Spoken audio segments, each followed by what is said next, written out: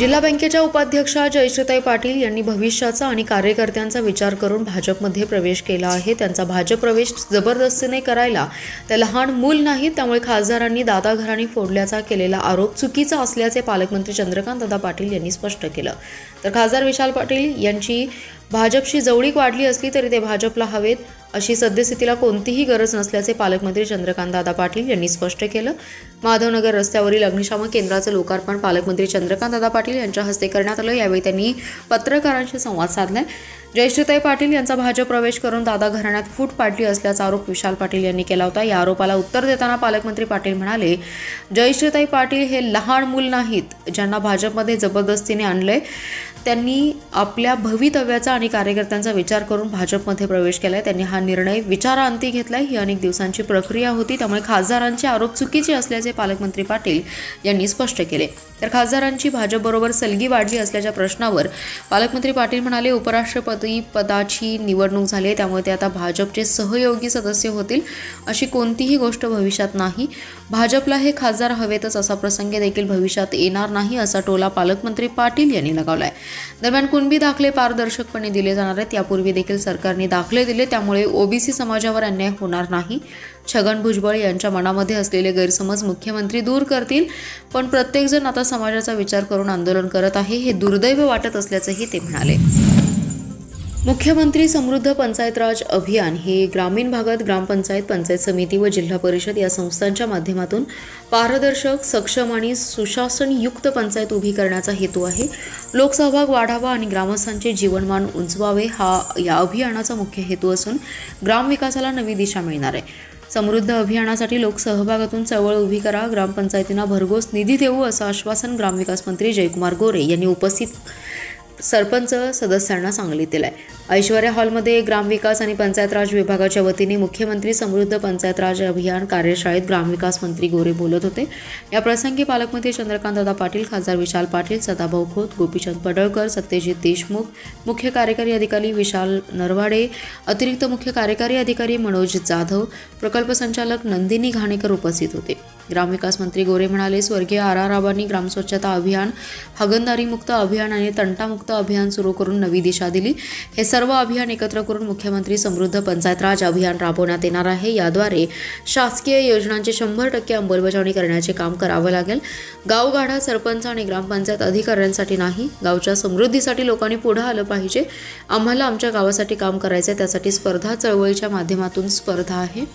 अभियानात राज्यात पहिले येणाऱ्या ग्रामपंचायत, पंचायत समिती आणि जिल्हा परिषदेला पंतप्रधान नरेंद्र मोदी यांना भेटण्याची संधी देऊ, अशी घोषणा त्यांनी यावेळी केली। सांगली जिल्ह्यातील एका राजकीय पक्षाच्या जिल्हाध्यक्षपदावर कार्यरत असणाऱ्या पदाधिकाऱ्याच्या आस्थापनेवर आज केंद्रीय जीएसटीच्या गुप्तचर विभागाने छापेमारी केली आहे। बोगस बिल प्रकरणी ही कारवाई करण्यात आली असून कोट्यवधींची अनियमितता आढळून आल्याचं समजत आहे। कोल्हापूर येथील विशेष पथकाने ही कारवाई केल्याचं सूत्रांकडून समजले। जिल्ह्यातील एका राजकीय पदाधिकाऱ्याचा व्यवसाय आहे, त्याचे शहरातील प्रमुख बाजारपेठेत कार्यालय देखील आहे। व्यवसायातून बोगस बिलातून विक्री केल्याची माहिती केंद्रीय जीएसटी विभागाला मिळाली होती। त्यानुसार कोल्हापूर येथील गुप्तचर संचालनालयाच्या पथकाने आज सांगली गाठली। संबंधित पदाधिकाऱ्याच्या आस्थापनेची चौकशी करून त्यात विक्रीत काही अनियमितता आढळल्याचं समजतंय। कोट्यवधींचे उलाढाल बोगस बिलाच्या माध्यमातून करण्यात आल्याचा ठपका ठेवण्यात आल्याचं सूत्रांकडून समजते। दरम्यान रात्री उशिरापर्यंत ही कारवाई सुरू होती। संबंधित पदाधिकाऱ्याच्या सांगलीतील आणि मूळ निवासस्थानावरही पथकाने तपासणी केल्याचं समजते। याबाबत कोणतेही अधिकृत वृत्त रात्री उशिरापर्यंत केंद्रीय जीएसटी विभागाकडून देण्यात आले नव्हते। मात्र या छापेमारीची माहिती वाऱ्यासारखी शहरभर पसरली आहे। राजकीय पदाधिकाऱ्यावर पडलेल्या या धाडीमुळे जिल्ह्यात खळबळ उडाली होती। जिल्ह्यात ऑगस्टमध्ये आलेल्या पुरामुळे शेती पिके आणि फळ पिके, घर, गोठे, दुकाने आणि घरांच्या पडझडीच्या नुकसानीचे पंचनामे पूर्ण झालेत। पुरामुळे तब्बल 7,45,00,000 रुपयांचं नुकसान झाल्याचा अहवाल शासनाला सादर करण्यात आलाय। शासन आणि प्रशासन नागरिकांच्या पाठीशी असून नुकसान भरपाईची कार्यवाही सुरू असल्याचे जिल्हाधिकारी अशोक काकडे यांनी सांगितले। जिल्हाधिकारी अशोक काकडे म्हणाले, ऑगस्ट 2025 मध्ये जिल्ह्यात उद्भवलेल्या पूर परिस्थितीच्या अनुषंगाने शेतीपीक आणि फळपीक पंचनामे करून अहवाल सादर करण्यात आलाय। घरांची पडझड आणि गोठ्यांच्या नुकसानीच्या अनुषंगाने तालुका स्तरावर पंचनामे करण्यात आले असून बांधकाम विभागाकडून प्राप्त होणाऱ्या मूल्यांकनाच्या आधारे अनुदान वितरण करण्याची कार्यवाही सुरू असल्याचं त्यांनी सांगितलं। ऑगस्टमध्ये झालेल्या पावसामुळे झालेल्या नुकसानीच्या अनुषंगाने शेतीपीक आणि फळपिकांचे पंचनामे करण्यात आले। यामध्ये फळपीक सोडून बागायती पिकाखालील बाधित क्षेत्र 4048 हेक्टर असून बाधित शेतकऱ्यांची संख्या 13,339 आहे। नुकसान भरपाईपोटी 7,38,72,000 रुपये अपेक्षित आहेत। फळ पिकाखालील बागायती क्षेत्र 26.26 हेक्टर असून बाधित शेतकऱ्यांची संख्या 136 आहे। त्यासाठी 6,65,000 रुपये नुकसान भरपाईपोटी अपेक्षित आहे। असे एकूण बाधित 4,074 1.21 हेक्टर क्षेत्र असून बाधित शेतकऱ्यांची संख्या 13,475 आहे। यासाठी नुकसान भरपाईपोटी एकूण 60,45,37,900 रुपयांच्या निधीची मागणी विभागीय आयुक्त पुणे यांच्याकडे करण्यात आली आहे। केंद्र शासनाच्या दीनदयाल जनजीविका योजना अंतर्गत महापालिकेला महिला बचत गटाकरिता 9 इलेक्ट्रिक रिक्षा गाड्या घंटा गाड्या प्राप्त झालेल्या आहेत। यावर बचत गटातील 18 महिलांना काम करणार आहेत। या गाड्यांमार्फत शहरातील कचरा उठावचं काम सुरू करण्यात येणार आहे। याचं लोकार्पण पालकमंत्री चंद्रकांत दादा पाटील यांच्या हस्ते झालं। यावेळी खासदार विशाल पाटील, आमदार इद्रिस नाईकवडी, आयुक्त सत्यम गांधी, अतिरिक्त आयुक्त राहुल रोकडे, उपायुक्त स्मृती पाटील आदी जण उपस्थित होते। शासनाच्या योजनेअंतर्गत बचत गटातील 18 महिलांना रोजगार उपलब्ध झालाय। त्यामध्ये प्रत्येक रिक्षा गाडीवर एक वाहन चालक तर एक सहाय्यक प्रशिक्षक असे एकूण 18 महिलांना रोजगार उपलब्ध झालाय। वाहन चालवण्याचं प्रशिक्षण महापालिकेच्या वतीने देण्यात आलंय। वाहन परवाने प्राप्त झाल्याने सर्व वाहन चालक प्रशिक्षित झाले असून महापालिकेच्या सेवेत कार्यरत होत आहेत। या गाड्यांमार्फत शहरातील कचरा संकलन करण्यात येणार आहे। महापालिकेला 5 रिक्षा घंटा गाड्या प्राप्त झाल्या आहेत। महापालिकेने सुरू केलेल्या या उपक्रमाचे पालकमंत्री चंद्रकांत पाटील यांनी कौतुक केलं। यावेळी अतिरिक्त आयुक्त राहुल रोकडे, उपायुक्त स्मृती पाटील, प्रकल्प प्रमुख ज्योती सरवदे, सव्वा खंडे आदी जण उपस्थित होते। रत्नागिरी ते नागपूर या राष्ट्रीय महामार्गावरील कवटेमंका तालुक्यातील खरशिंग फाट्यानजीक इलेक्ट्रिक कारने मोटारसायकलला पाठीमागून जोरदार धडक देऊन झालेल्या अपघातात मोटारसायकल स्वार जागीच ठार झालाय। हा अपघात सकाळी 11:15 वाजण्याच्या सुमारास झाला। सुनील बाबूराव बन्ने असं मृत व्यक्तीचं नाव आहे। सकाळी राष्ट्रीय महामार्गावरील खरशिंग गावच्या हद्दीत मिरज ते सोलापूर जाणाऱ्या रस्त्यावर ब्रेक इंटा फॅक्टरी समोर नागज येथील चंद्रकांत हिरेमठ यांच्या मालकीच्या इलेक्ट्रिक कार ही नागजकडे जात होती। त्यावेळी सुनील बन्ने यांनी रस्त्यावरील दुभाजक ओलांडून हिरो होंडा स्प्लेंडर मोटारसायकल रस्ता ओलांडून कारच्या आडवे आले। भरधाव वेगात असलेल्या इलेक्ट्रिक कारने मोटारसायकलला पाठीमागून जोरदार धडक दिली। यात अपघातात मोटारसायकल स्वार सुनील बन्ने हे जागीच ठार झाले। तर अपघाताची माहिती समजताच महामार्ग पोलीस केंद्राचे पोलीस तातडीने घटनास्थळी दाखल झाले। दोन्ही वाहने ताब्यात घेतली, वाहने बाजूला करून वाहतूक सुरळीत केली। या प्रकरणी कवटेमंका पोलीस ठाण्यात प्रकाश भीमराव हुलवान यांनी फिर्याद दाखल केली आहे। पोलिसांनी चंद्रकांत मल्लिकार्जुन हिरेमठ यांच्या विरोधात गुन्हा दाखल केलाय। चंद्रकांत हिरेमठ यांनी आपल्या ताब्यातील इलेक्ट्रिक कार चालक आणि रस्त्याच्या परिस्थितीकडे पूर्णपणे दुर्लक्ष करून भरधाव वेगात चालवत मोटारसायकल चालकास जोराची धडक देऊन त्यास गंभीर जखमी करून त्याच्या मरणास कारणीभूत झाला असल्याचं पोलिसांनी नमूद केलंय। मिरजेतील पुजारी चौक ते ज्योती गॅस कारंजे हॉस्पिटल मराठी मिल चाळ या रस्त्यासाठी आज आरपीआयच्या वतीने जोरदार निदर्शने करत रास्ता रोको आंदोलन करण्यात आले। आरपीआय आठवले गटाचे मराठा आघाडीचे जिल्हाध्यक्ष संतोष शिवाजी जाधव यांच्या नेतृत्वाखाली धरणे आणि निदर्शने तसेच रास्ता रोको आंदोलन करण्यात आले। आंदोलन ठिकाणी सार्वजनिक बांधकाम विभागाचे ज्युनियर इंजिनियर आणि रस्त्याचे कॉन्ट्रॅक्टर यांनी 20 सप्टेंबरपासून रस्ता सुरू करून 1 महिन्यात पूर्ण करून देतो असं लेखी आश्वासन दिल्यानंतर हे आंदोलन स्थगित करण्यात आले। मिरज शहरातील प्रमुख मार्ग असलेला पुजारी चौक ते कारंजे हॉस्पिटलकडे जाणाऱ्या रस्त्याची अक्षरशः चाळण झाली आहे। या मार्गावरून जाताना वाहनधारकांना तारेवरची कसरत करावी लागत होती। या रस्त्याची दुरुस्ती करण्यात यावी अशी मागणी वारंवार करून देखील दुर्लक्ष होत असल्याने आज सकाळी आरपीआयच्या वतीने जोरदार निदर्शने करत रास्ता रोको आंदोलन करण्यात आलं।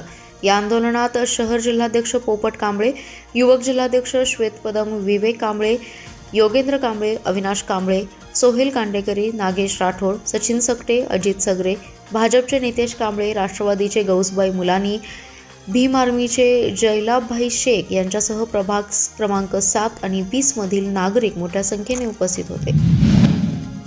जिल्हा वार्षिक योजना आणि जिल्हा वार्षिक योजनेअंतर्गत सन 2025 ते 26च्या प्रशासकीय मान्यता 30 सप्टेंबरपूर्वी द्यावयाच्या आहेत. त्यामुळे सर्व राज्यस्तरीय कार्यान्वयन यंत्रणांनी पालकमंत्री कार्यालयाच्या समन्वयाने आपले परिपूर्ण प्रस्ताव जिल्हा नियोजन समिती कार्यालयाकडे 19 सप्टेंबरपर्यंत सादर करावेत आणि प्रशासकीय मान्यतेची कार्यवाही 25 सप्टेंबरपूर्वी पूर्ण होईल याची दक्षता घ्यावी असे निर्देश राज्याचे उच्च व तंत्र शिक्षण संसदीय कार्यमंत्री तथा सांगली जिल्ह्याचे पालकमंत्री चंद्रकांत पाटील यांनी दिले. जिल्हा वार्षिक योजना अंतर्गत विविध राज्यस्तरीय यंत्रणांच्या आढावा बैठकीच्या अध्यक्षस्थानावरून ते बोलत होते. जिल्हाधिकारी कार्यालयातील बैठक कक्षात आयोजित या बैठकीस खासदार विशाल पाटील, जिल्हाधिकारी अशोक काकडे, पोलीस अधीक्षक संदीप घुगे, जिल्हा नियोजन अधिकारी अशोक पाटील, पालकमंत्री महोदय यांचे विशेष कार्य अधिकारी बाळासाहेब यादव यांच्यासह विविध राज्यस्तरीय यंत्रणांचे प्रमुख उपस्थित होते. पालकमंत्री चंद्रकांत पाटील म्हणाले, जिल्हा नियोजन समितीच्या माध्यमातून चालू आर्थिक वर्षात सर्वसाधारण अनुसूचित जाती उपाययोजना व आदिवासी उपाययोजना बाह्य क्षेत्रातील योजना मिळून एकूण 632 कोटी रुपयांची तरतूद केली आहे. विकसित भारत, विकसित महाराष्ट्र आणि विकसित सांगली जिल्हा याच्या अनुषंगाने जिल्हा वार्षिक योजनेतील प्रस्तावित कामे जिल्हा विकास आराखड्याला नजरेसमोर ठेवून करावीत. सर्व राज्यस्तर कार्यान्वयन यंत्रणांनी पालकमंत्री कार्यालयाच्या समन्वयाने आपले परिपूर्ण प्रस्ताव जिल्हा नियोजन समिती कार्यालयाकडे 19 सप्टेंबरपर्यंत सादर करावेत आणि 25 सप्टेंबरपूर्वी प्रशासकीय मान्यता घ्यावी, अन्यथा त्याबाबतची जबाबदारी संबंधित यंत्रणेची राहील अशा सूचना मंत्री पाटील यांनी यावेळी बोलताना दिल्या. महापालिका क्षेत्रात मोठ्या इमारती होत आहेत, त्यासाठी अग्निशमन यंत्रणा सक्षम असणं आवश्यक आहे. लवकरच महापालिकेला परदेशी बनावटीची 20 कोटींची टर्नटेबल लॅडर फायर फायटर गाडी उपलब्ध करून देण्यासाठी प्रयत्न करू अशी ग्वाही पालकमंत्री चंद्रकांतदादा पाटील यांनी दिली आहे. माधवनगर रोड माळबंगला येथे बांधलेल्या नव्या अग्निशमन केंद्राचं उद्घाटन पालकमंत्री चंद्रकांतदादा पाटील यांच्या हस्ते झालं. यावेळी खासदार विशाल पाटील, आमदार इद्रिस नाईकवाडी, आयुक्त सत्यम गांधी, अतिरिक्त आयुक्त राहुल रोकडे, उपायुक्त स्मृती पाटील, मुख्य अग्निशमन अधिकारी सुनील माळी आदी जण उपस्थित होते. महाराष्ट्र अग्निसुरक्षा अभियानाअंतर्गत प्राप्त निधीतून माधवनगर रोड माळबंगला येथे अग्निशमन केंद्र आणि हनुमान नगर येथे अग्निशमन केंद्र बांधणे तसेच 4 नवीन अग्निशमन वाहने खरेदी करण्यात आली. त्यामध्ये माधवनगर येथे अग्निशमन केंद्र बांधून तयार झाले, त्याचं उद्घाटन करण्यात आले. पालकमंत्री पाटील म्हणाले, महापालिका क्षेत्रात मोठ्या इमारती होत आहेत, त्यासाठी अद्ययावत अग्निशमन यंत्रणा हवी आहे. महापालिकेच्या आयुक्तांनी 55 मीटर उंचीवरील आग विझवण्यासाठी 2 गाड्यांची मागणी केली आहे. एका गाडीची किंमत 20 कोटींच्या आसपास आहे. राज्य शासनाकडून लवकरच हा कोटा निश्चित होईल, त्यानुसार सांगली महापालिकेला गाडी मिळण्यासाठी प्रयत्न करू अशी ग्वाही त्यांनी दिली. शिवाय या अग्निशमन केंद्रामुळे माधवनगर येथील बाजारपेठा आणि ग्रामीण भागातील नागरिकांना मोठा दिलासा मिळाला आहे. यावेळी कार्यकारी अभियंता चिदानंद कुर्णे, शहर अभियंता पृथ्वीराज चव्हाण, मालमत्ता अधीक्षक धनंजय हर्षद, अभियंता महेश मदने, सहाय्यक आयुक्त विनायक शिंदे, सचिन सागावकर, ऋतुराज यादव आदी जण उपस्थित होते. शाळेच्या इमारती, मैदान आणि इतर सुविधा दिल्या, पण शाळेत चांगले शिक्षण देणारे शिक्षकच नसतील तर काहीच उपयोग नाही. शिक्षक हा विद्यार्थ्यांचा आत्मा आणि गाभा आहे. त्यामुळे गुणवत्तापूर्ण शिक्षण देण्यासाठी आणि उत्कृष्ट खेळाडू तयार होण्यासाठी शिक्षकांनी प्रामाणिकपणे प्रयत्न करावेत असे आवाहन पालकमंत्री चंद्रकांत पाटील यांनी केले. जिल्हा परिषदेच्या शिक्षण विभागाच्या वतीने जिल्हा शिक्षक पुरस्कार आणि पद्मभूषण वसंतदादा पाटील जिल्हा क्रीडा पुरस्काराचे वितरण पालकमंत्री चंद्रकांत पाटील यांच्या हस्ते करण्यात आलं. यावेळी ते बोलत होते. या कार्यक्रमासाठी खासदार विशाल पाटील, इद्रिस नाईकवाडी, जिल्हा परिषदेचे मुख्य कार्यकारी अधिकारी विशाल नरवाडे, माध्यमिकचे शिक्षणाधिकारी राजासाहेब लोंढे, शिक्षणाधिकारी महेश धोत्रे, महिला व बालकल्याण विभागाचे उपमुख्य कार्यकारी अधिकारी सोमनाथ रसाळ उपस्थित होते. पालकमंत्री पाटील म्हणाले, शिक्षकांमध्ये उत्साह आणि प्रेरणा वाढवण्यासाठी शासनाकडून विविध उपाययोजना राबवण्यात येत आहेत. त्यासाठी नवीन शैक्षणिक धोरणात मोठे बदल करण्यात आलेत. या धोरणामध्ये शिक्षकांची जबाबदारी वाढली आहे. अंगणवाडी, प्राथमिक आणि माध्यमिकमधील 5वी 6वीच्या 2 वर्षातील शिक्षणामध्ये काही बदल करण्यात येत आहेत. अंगणवाडी शिक्षणावर भविष्यात केंद्राचे नियंत्रण असणार आहे. काही शिक्षकांनी चांगलं काम केलं म्हणून त्यांचा आज गौरव होतोय. मात्र ज्यांना पुरस्कार मिळाला नाही त्यांनी आपल्या शाळेतील गुणवत्ता वाढीसाठी प्रयत्न करावेत. गुणवत्ता वाढली तरच पटसंख्या वाढेल. जिल्ह्यात मॉडेल स्कूल उपक्रम राबवला, याची राज्य शासनाने दखल घेऊन राज्यभरात अंमलबजावणी केली. या उपक्रमातून आतापर्यंत 449 शाळा मॉडेल करण्यात आलेल्या आहेत. आता नव्याने 4थ्या टप्प्यातील शाळांसाठी 48 कोटी रुपयांची तरतूद करण्यात आल्याचं त्यांनी यावेळी सांगितलं.